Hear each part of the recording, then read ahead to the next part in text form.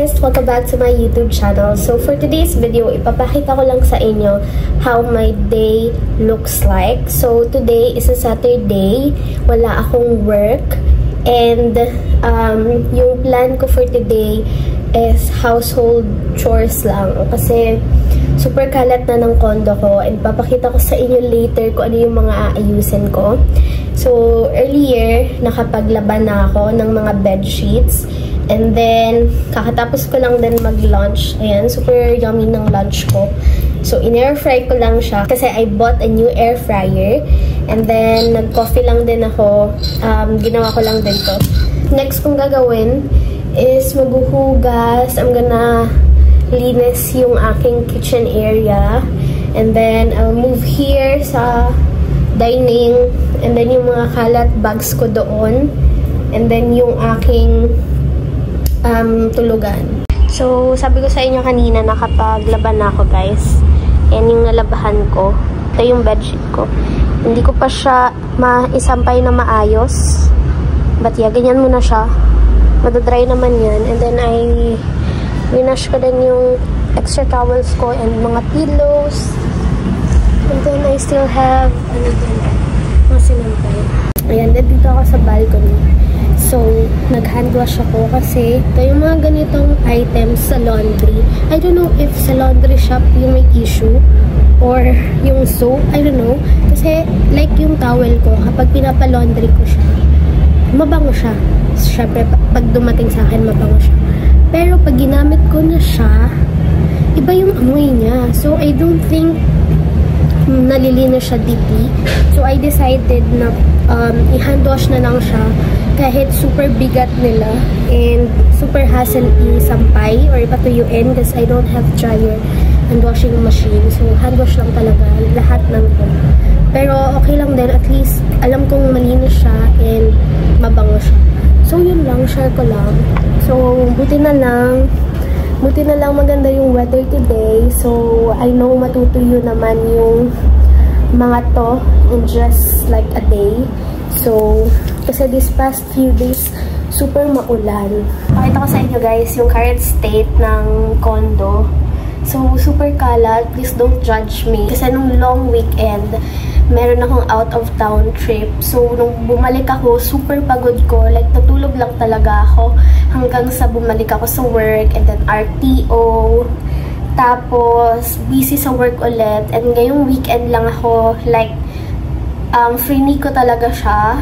Kasi, hindi ko na talaga kaya yung gulo ng aking condo. So, ayusin natin siya. Pakita ko sa inyo. So, guys, don't judge me ha. Kasi, I don't have organizers. I don't have, like, anything yet pa. Even though I've been living here for, like, a year na.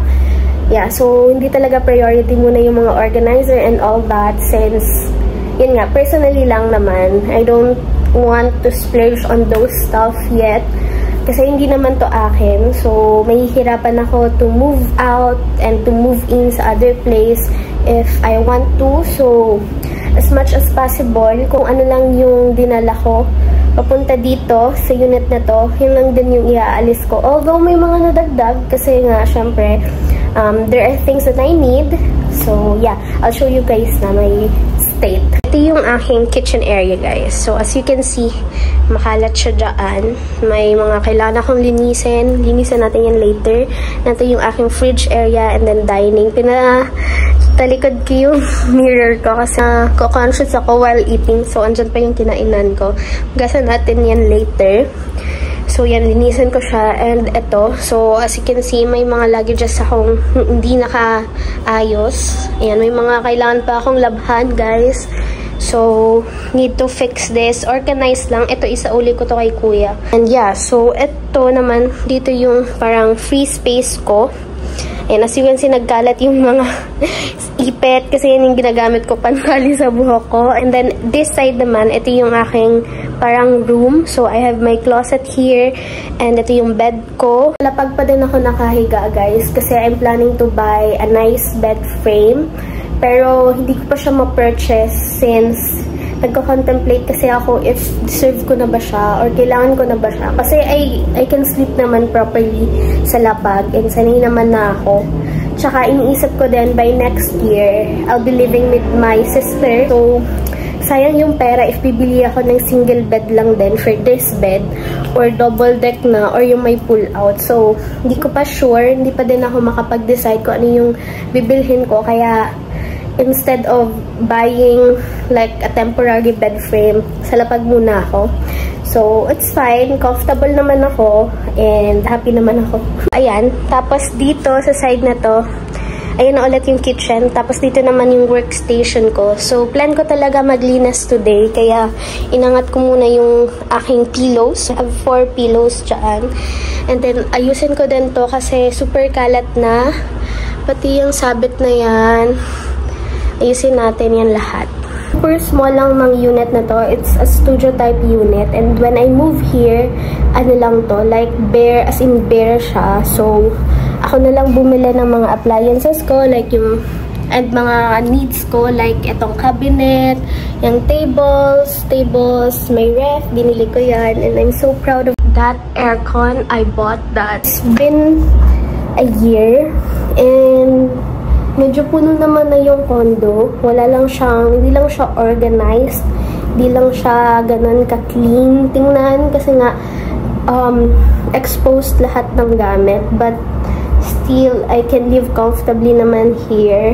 And as long as iayos ko lang siya ng lagay, like hindi siya cluttered, okay naman siya tingnan. So, magawa na ata. Maghugas muna ako. And start na tayo maglinis. Para naman, tomorrow, it's a Sunday, I can, like, freely, like, higa lang sa bed, diba? So, maglilinis pa din pala ako ng CR. By the way, yan yung CR ko. So, close lang muna natin.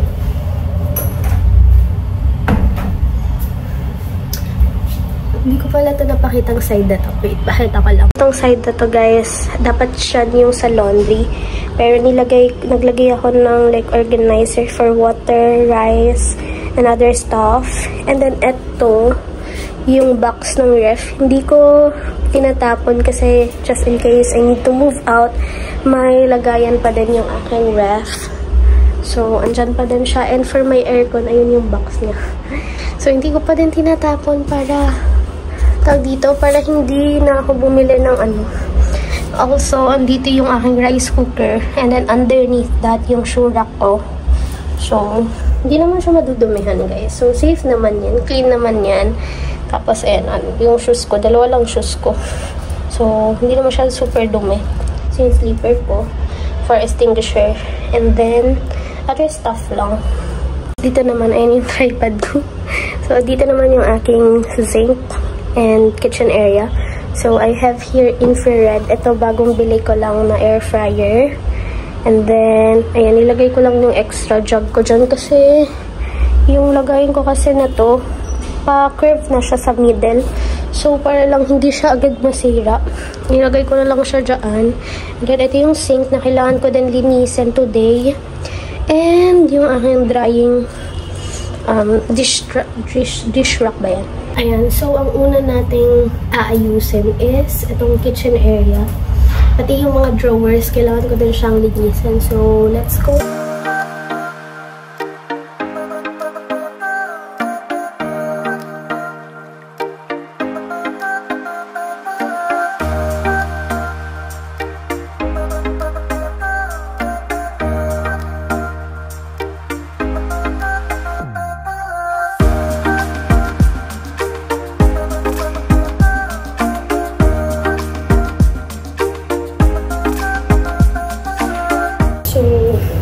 Done ko na yung countertop, I think. Done na rin ako maghugas. Now, yung mga drawers naman. So, yung nandito sa mga drawers ay ito. Ang 3 drawers here and then a cabinet here. So, yung nandito sa top, ito yung basically mga condiments and other stock ko. And then, dito naman, yung mga ano tawag dito? Cutlery. Yan. Plates, bowls, mugs. And then, dito, halo-halo na siya. So, mga cookware and then food stock. So, ayusin natin to lahat. So, please bear with me guys. Start tayo dito sa mga food items. So, I'm gonna throw na yung mga wala ng laman and yung feeling ko expired na. So, clean up na din to. Let's go.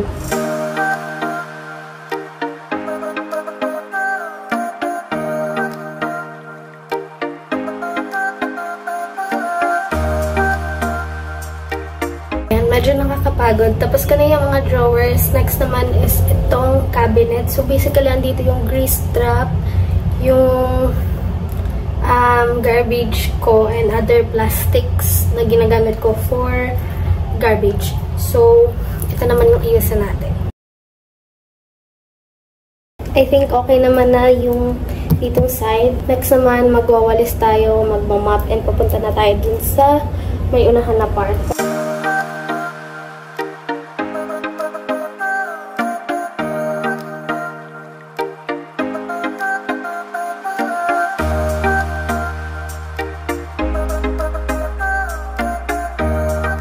Hi guys. Yan, pinaharap ko na yung mirror. So, dapat talaga lalagay ko yan dyan sa wall. Kaso, parang super hassle na for me. But yeah, so I think map na lang tayo dito sa side na to. So, move na tayo sa other side ng room. So, ito yung pinaka open space ko talaga. Walang mga divider. But yeah, let's continue.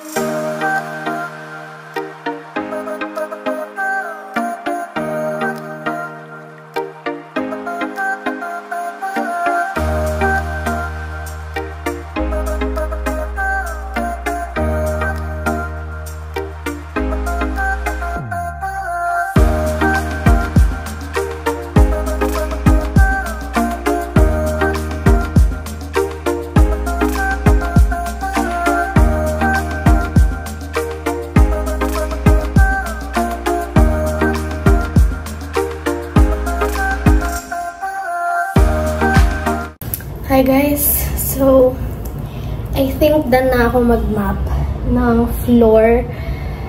So, medyo napagod ako. Parang workout talaga. Kasi wala din akong electric fan na ginamit since ang dumi niya. So, I need to clean this pa. And ayoko din mag-aircon kasi I'm saving up. So, nagtitipid ako. So, hayaan natin mag-sweat tayo para mabawasan yung aking taba. But yeah, so, anong oras na ba? Tingnan ko. 12:43. Almost 1 hour din ako naglinis dito sa part na to. So, next kong gagawin is sa CR na. So, I don't think masasama ko kayo. I'll try kasi wala akong tripod na maayos. Kasi naman kanina, diba? Parang holder, phone holder lang. Just nakapato kayo sa tumbler. So, ganun lang yung tripod. So, I don't think possible siya sa loob ng CR. Pero, we'll see. So, yun yung next kong gagawin. Ito yung aking CR, guys. It's quite big. Bigyan ko kayo ng glimpse kasi madumi pa siya. Pero, ayan. Ayusin ko muna yung ayan, mga garbage ko. Kasi dyan ko muna sila nilagay since yan, nag-map nga ako dito. So, ayusin natin sila para maitapon ko na din later after ko mag-ayos dito. So, let's go.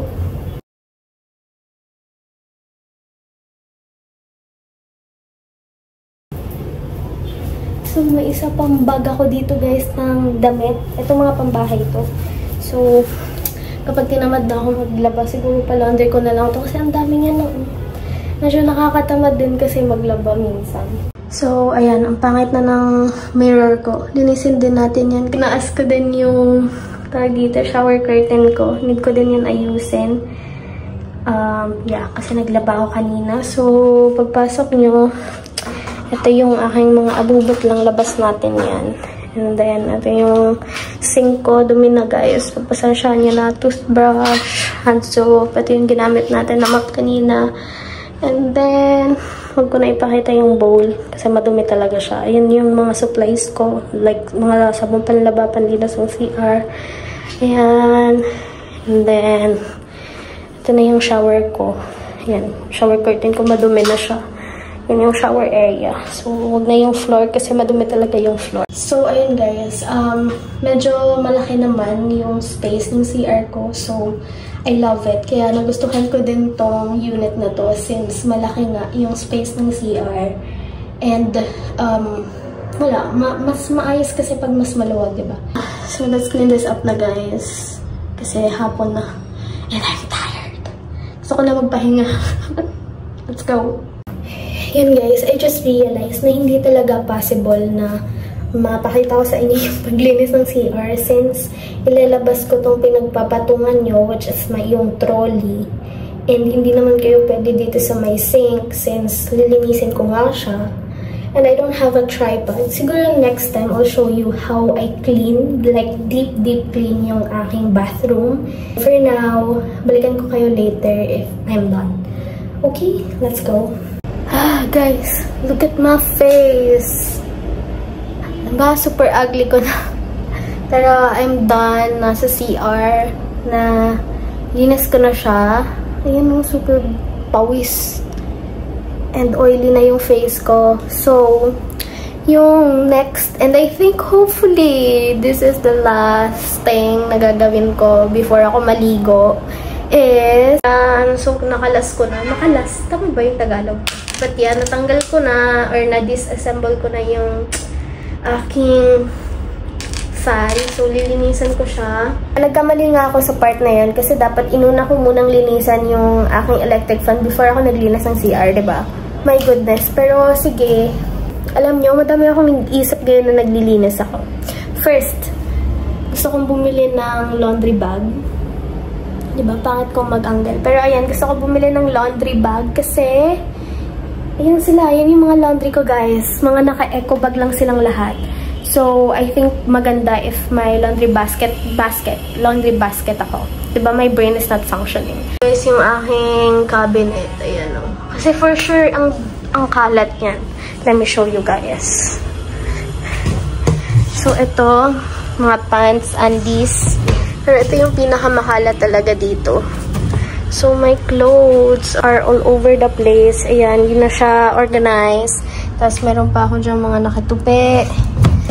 So, ito yung gusto kong linisan. Pero I'm tired na, guys. So, siguro tomorrow naman or next weekend, no?